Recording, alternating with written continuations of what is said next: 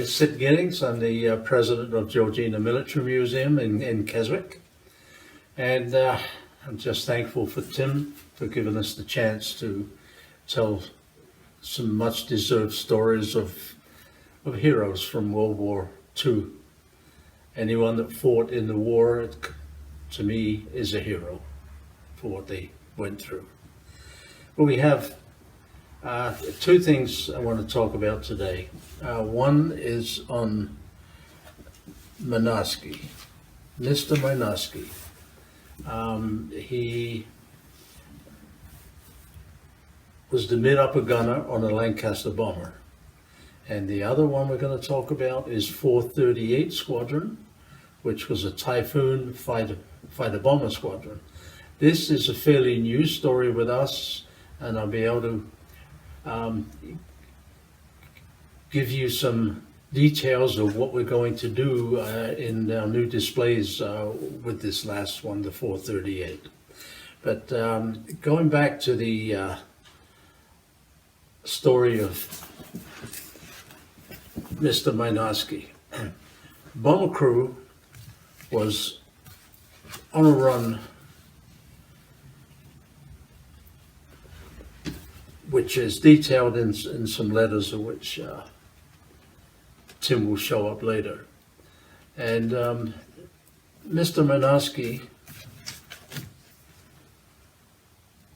here was the mid-upper gunner on a Lancaster bomber. They got hit on a raid. The pilot gave the order to bail out. I believe most of the crew got out. Mr. Mynarski was getting ready to bail out. As I say, he was the mid-upper gunner. That's the gun on top of the fuselage. And his very best friend was the tail gunner on this aircraft. And he could see his friend was having difficulty removing himself from the turret. And the reason for this was one of the four engines would be the one that powered the hydraulic system, and the turret would turn with hydraulics. Now this engine had been shot out, so he couldn't turn the turret.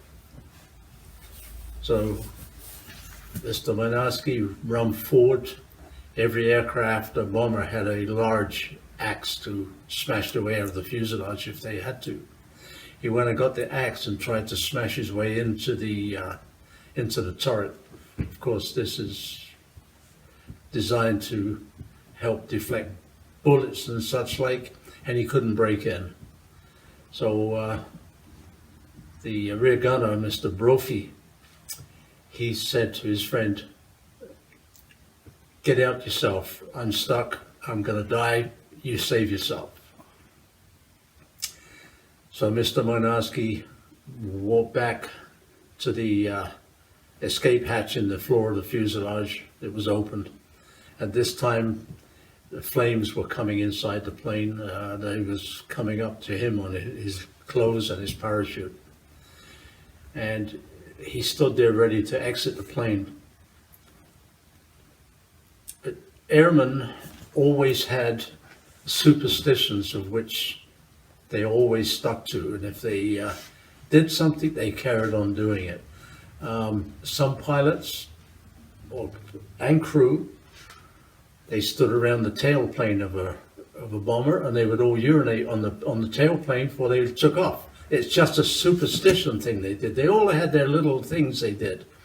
Now, Mr. Mynarski and Mr. Brophy, they were one of two in the same barrack block, and their beds were next to each other. And after they'd been on a mission or whatever, and they were going to bed, in his pajamas, Mr. Mynarski was junior to Mr. Brophy, and he would pull himself to attention, come to a salute, and say, "Good night, sir," and they both jump in bed. It's just a thing he did every single night. It was one of those superstitious things. Anyways,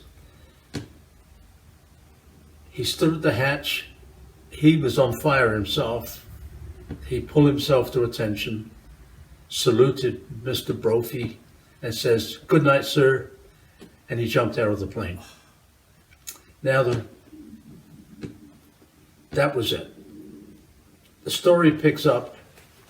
Usually a plane, when it was injured like that, would just go into a nosedive and crash, and that was it. Whoever was left on the plane would be dead.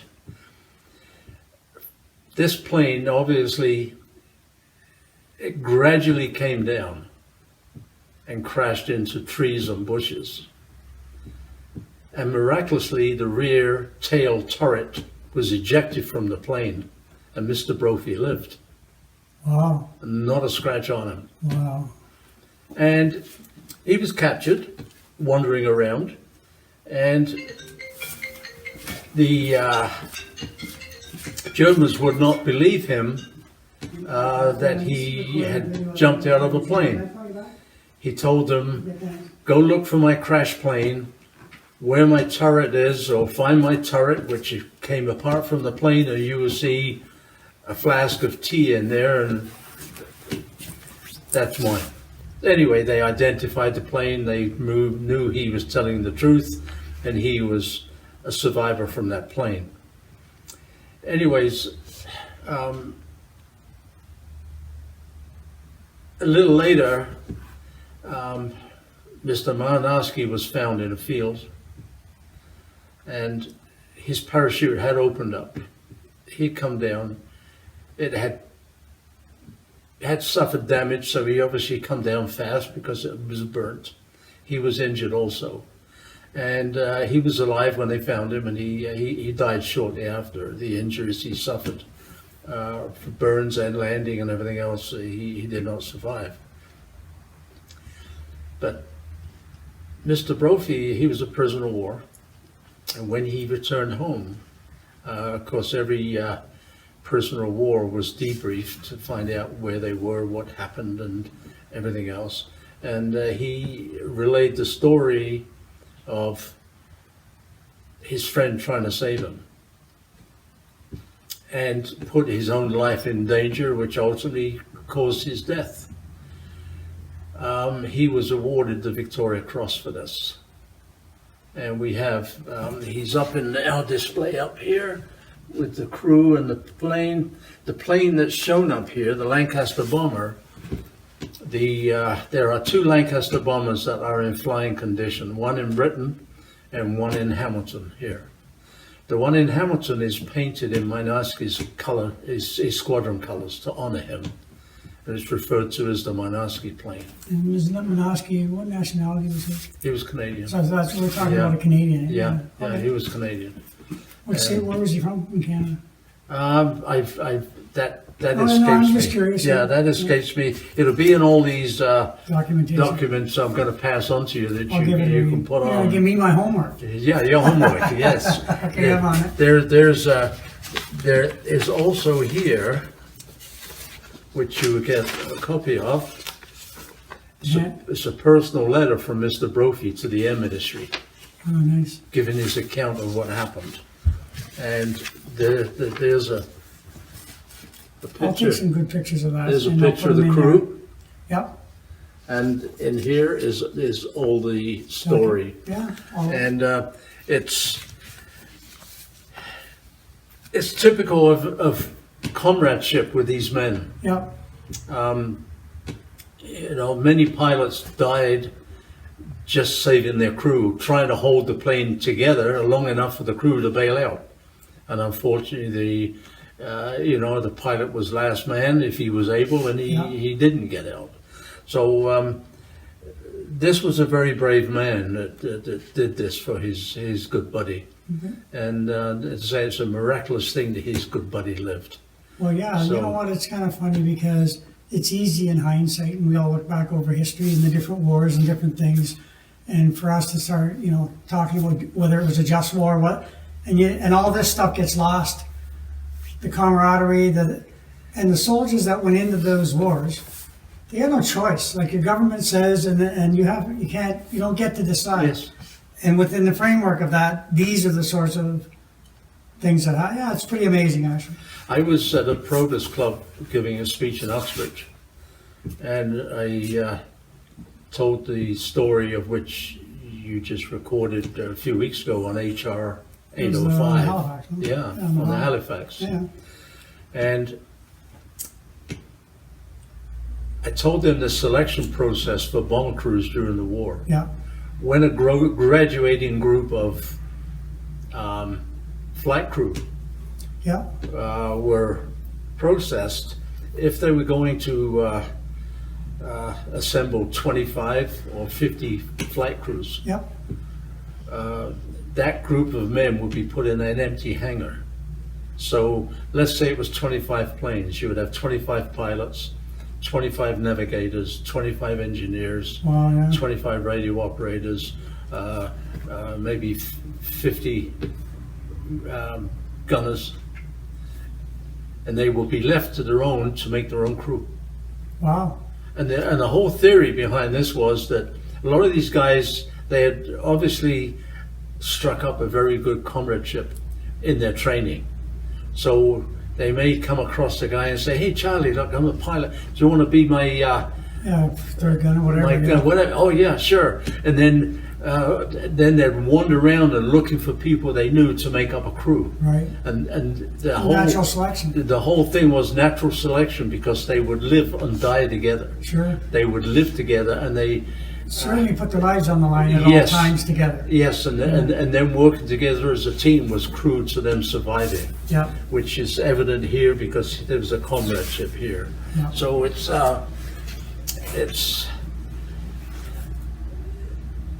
something really hard to get your head around, that these people will put their own lives all together and risk. It's Yeah, no, you know what? It would be like your own family member in a household somewhere, in a house fire. Would you run back in and that's your family? So Exactly. Same thing. Exactly. They become a family no matter how you cut it. Anyways, going on to the, I'll give you all this stuff here. And Okay, so that would be that story, and I appreciate that Yeah. one. And I'll probably edit them individually. So that would be that story, and Yeah. I'll get some pictures and stuff off you. Now, the next one coming up will Okay. be, we have a display case over here, Yes. which half of this that's going to be changed up this winter season. Right. Half is going to be on my last On the Halifax bomber. on the Halifax bomber there. Yep. Half of it will be that, and half of it's going to be on 438 Squadron. Now, in the RAF, any squadron that began with the number 400, was Yep. Canadian. Oh, really? So anything that began with 400 was Canadian, be Yep. it a heavy bomber, fighter, or whatever. They were as a Canadian squadron. Yeah. Anyway, 438 Squadron was a dive bomber squadron, Typhoons, in the latter part of the war. They started off Hurricanes, but in the latter part of the war, they was Typhoons. Yep. Typhoon was an extremely powerful, heavy fighter, way bigger than a I was Spitfire. wondering about it. That name was Typhoon. It carried two 1,000-pound bombs for a single engine plane, Wow. and had quite large, not machine guns, it had cannon. Yeah. And they went up in different sizes. In later years, they put a very large cannons on there. And this would be used for, Typhoons were split into two groups. Dive bombing, Yep. as far as tank busting, and they would have rockets and cannon fire. Wow. They would go after the armored vehicles. The other Typhoons were the bombers. They would go after the bridges and tunnels, Yeah. and also convoys, but their main task was the heavy stuff with the bombs, Yeah. okay? Anyways, 438 Squadron was a bomber, fighter bomber, not a rocket firing group. Some weeks ago, we had someone come in and donate it's someone's World War II experiences. Really. He was an airman. He wanted to be a pilot, but he wore glasses, so he couldn't be a pilot. So he said, "I'm going to be an aircraft mechanic." And this gentleman, when he come back from the war, his father says, "Why it's fresh on your memory, sit down and write down all your wartime experiences. Wow. That's pretty good insight. Do it now while it's in your mind." So he Mhm. wrote it all down. We got a copy of that a few weeks ago. Wow. And he was from. He's locally, he's Canadian. Yeah, nice. In Toronto, I believe he was Yeah. from. Yeah. And his name escapes me right now. But in his book, he goes right from when he first joined to all his training through Ontario, Oh, yeah. and then to Montreal and Quebec, and then off to the UK training, and he goes all through his experiences. That's pretty amazing. And then he goes in, he ended up with 438 Squadron as an engine mechanic. He made his plan. And he was it was a Griffin engine, I believe. Griffin engine? Anyways, the engine in the Typhoon was, he explains it as, imagine two Spitfire engines strapped together. That's how powerful it was. Wow. And that's the way he explains it in this book. And he's quite detailed about his pilot, because with each plane they had a airframe mechanic Yep. and a engine mechanic. Yep. And if it got past what they could fix, it would go back into the hangar, to the repair hangar, and then the repair crew would do more. Yeah. But those two men kept that man flying. Wow. And you read his book, and he was so dedicated to make sure those engines were running so sweet. He'd spend hours on there tinkering, Yeah. because he said, my pilot's not coming down because of me. Yeah. And he was the mechanic on S for sugar. Anyways, D-Day came, and they were flying sorters across from the south of England, supporting the landings. Right. Then the word came, the squadron is going to be shipped to the mainland Europe. Half the squadron was sent, the ground crew, Yeah. to prepare a field for the runway. And a few days later, they sent for the other half, which was him and the mechanics and spare parts. Right. They went by ship. The first lot flew in. They went by ship, and they were convoyed to the airfield. They got the airfield ready, and then they called the aircraft in. His aircraft, S for Sugar, was part of the squadron flying in. Right. And as they flew over the coast, his plane and his pilot, who he got on well with, received an anti-aircraft burst right under the pilot's seat. Wow. It blew up, blew the pilot out of the plane. Obviously, he died. The plane flew on for a little while, the wings folded, and it went down. So he lost his plane, he lost his pilot. So he helped other mechanics until he got another plane and another pilot. And it goes through all of his experiences, which is quite miraculous. Yeah, I can imagine. But there's a There's something postscript to this. I was waiting for it. We have a gentleman that helps us out here. He does a lot of machine shop mechanical work for Yeah. stuff around the museum. Yeah. And he builds model airplanes, remote controlled Sure. planes. A neighbor of his dad flew in 438 Squadron. Wow. His dad was the only person to survive a crash and become a prisoner of war. Because most people flying Typhoons, be them rocket or bombers, they were all low level.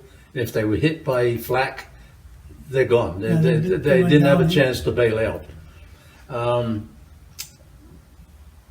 He was jumped by some fighters, and he did manage to bail out, and he was captured. Well, And Paul, as I would call him, our guy that's associated with us, he borrowed the logbook of this pilot.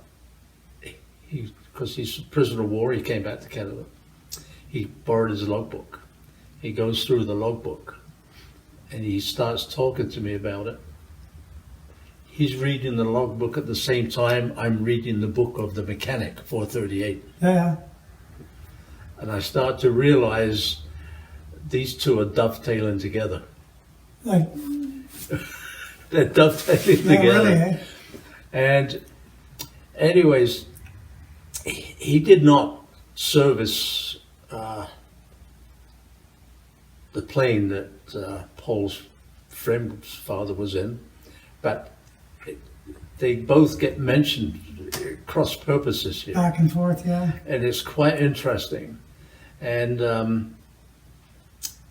we are going to build up one hell of a story Around those two things to go into our display case on 438 Nice. Squadron. I've been researching 438 Squadron. I've got stories on other pilots, and because what they did was remarkable. Paul was saying that this gentleman's father, they practiced the skip jump bombs into tunnels, into train tunnels, because they would want to. They hit the ground. They would fly down, Yeah. right coming into a tunnel, Yeah. Release right them. at the tunnel.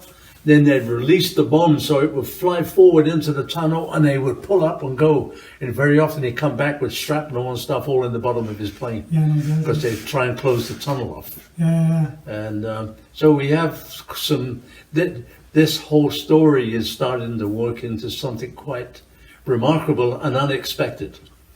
I wanted to talk, if you get a chance, if you could just talk a little bit about this particular museum and what it is about it that I think really needs to be spoken about a little bit more, is the connections this museum has Canada-wide, to the military Canada-wide, survivors Canada-wide, family members Canada-wide. This is the Georgina Military Museum. It's a wonderful location, it's a wonderful spot, people can come, but there is a way farther reaching, and it's becoming more and more, from what I understand, what I read, it's becoming more really well known throughout military museums in Canada. And it's more than just a Georgina Military Museum. It's becoming a larger thing. Does that make any sense? Yes. Okay, good. This year, we did a lot more work on media, Yeah. and with your help also. Oh, well, And this year was a short year because we opened a month late because of COVID. yep. Very, very happy and proud and pleased to say this is our best year ever Right on. at the museum for Excuse me, attendance. Quite remarkable. Not only that, we were keeping a record of who came primarily for COVID reasons. Right. And over 70% of our visitors were from out of town. Well, that's nice, eh? Well, yeah, and Which is important. It brings visitors to the town and to other small businesses. it seems like the Georgina Military Museum is quickly becoming a must-to visit place, especially for anybody who has a family member or an interest of any kind in the history of and the evolution of military. Yes. Yeah, so that's quite substantial. We just received a visit today from a representative from the Briars Oh, nice. with two large tour operators, and they're looking to include us on their tours. Oh, nice. Really nice. So it's been a long, hard road, and it's coming together nicely. Yeah. And as I say, we have a wonderful, wonderful group of dedicated volunteers, which keeps Yeah, this thing 100%. grounded. No money either. No Volunteers money. are working for no money. Yes, no, we're all volunteers, every Yeah. single one of us. We all, as I just said, not only don't we get paid, we normally end up out of pocket somewhat at the end of the year well, for of course, various of reasons, course. Yeah, for sure. And but we're always buying something we see, and sometimes we claim it, sometimes we don't. So I'm off to Cuba on Friday, but I want to keep the stories going. So I'm going to set you up with one of these mic stands, and we got to find you an iPad, Okay. so that when I'm there, you can just decide one day, okay, here's a story I need to tell, and Yeah. just sit down and do it. Okay. Send okay. it to me, and I'll edit it Okay. and send it back. I'm really. No, needs to be told. It needs to be Yeah, kept no, out there's an there. amazing Yeah. connection here, national and international. Yes. I think since I started coming here this summer, we started chatting about this, and probably 25 countries that you've mentioned to me. Oh yeah, so he was from Hong Kong, or this guy from Australia, and this one, and they're Canadians and have since immigrated somewhere, but their history is Canada, and their involvement in the war was Georgina Yes. and Ontario Yes. and Halliburton and Yes. yeah. So I mean, it's been fun drawing the connections. Eh? Well, a lot of the visitors we've had this year have come through here, and they've gone through we have 3 buildings. Yeah, A lot of people think we only have the 1 building. yeah, We have 3 buildings. This building, which is primarily a lot of local history in here, yeah, and many, many, many stories. We have the 2nd building, which is totally different to this building. There's stories in there also. yeah, And the 3rd building is a World War I trench and subway reproduction with very realistic sound effects. yeah. I know, I was in it. And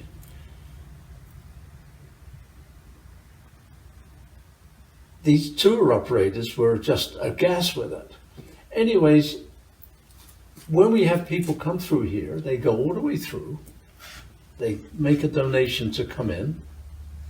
We've had people come all the way through and put large sums of money in the donation box. Wow. $60, $50. Yeah, yeah, yeah. Said, you need Yeah, this. You need this. And many of them said, we have been to the Museum Ottawa. Sure, it's big, grand, and everything else. It's cold. It's stone cold, impersonal, and everything. Yeah. We learned more here coming through your museum than we ever learned at the Ottawa Museum. Yeah. A couple other aspects. One was that you told me one day about the people from Korea, Yes. the forgotten. Oh, yeah. And some people Yeah. right from Korea came here and Yeah. told you, no, it is not forgotten. Yeah. Yeah, Oh, that's- yeah. There's a Korean family. They came through here, and I took them to. I didn't realize they were from Korea. I got to the Korean display, and I said, "Okay, this is our Korean display." I said, "This is in memory of the forgotten army, the forgotten men of Korea." Yeah. And the look of horror that came over this gentleman's face. He said, "What do you mean?" I says, "They came back to this country and they got no recognition, no red carpet, no band to welcome them off the ship. They were just put on a train and sent home. No thank yous, nothing." Yeah, I know. I remember. And he said, "Wow." He said, "I want to let you know for sure," he says, "Canadians are not forgotten in Korea. They are not forgotten." He says they are well respected and loved for what they did for us. Canadians have had a major, for the entire history of military movements and military Yes. actions, Canadians Yes. have one of the most compassionate, fierce Yes, reputations Yes. and well respected. We have an entire, we did this story about in Holland, the village that the Canadian battalion liberated. yeah, And streets and bridges named after them Yes. to this day. yes, And they're honored. Yeah. It's just, well, we'll be here all day otherwise. So, but I intend to do a segment that highlights that relationship, the Canadian military to the world, yes, because it's something that Yes. I like as a Canadian. I kind of got onto it when I heard what's her name? Queen Nora was being interviewed by Larry King. And I never thought, I always knew Canada was well respected, but she said, you know what? You can't beat the Canadians. It doesn't matter what it is. If there's a war going on, they're as fierce as any. If it's a peacekeeping thing or a disaster, they're the first ones in, cleaning up, helping yeah, so we have a really good reputation. Yes. And I think it's one that people need to know about. yes. The next generation needs Yes. to know about so that we can guard it. Well, another future for the story for the future with us Yeah, will be Bosnia. yeah, There's a huge untold story with Bosnia, and we're going to make a whole Bosnia display this winter. well, we'll get it done. And that's yeah, another I'll time try and to another edit that. story. Okay, so we're good for today then? We're on good that? for today. Well, I'm just going to come around and say goodbye. And then I need these clips for my Yeah, podcast, yeah. but I'll get to the. Yeah. Sid Giddings at the Military Museum one more time just before I take off to Cuba. And thanks everybody for listening. Hope you learned something. And I thank you, Tim. Take care.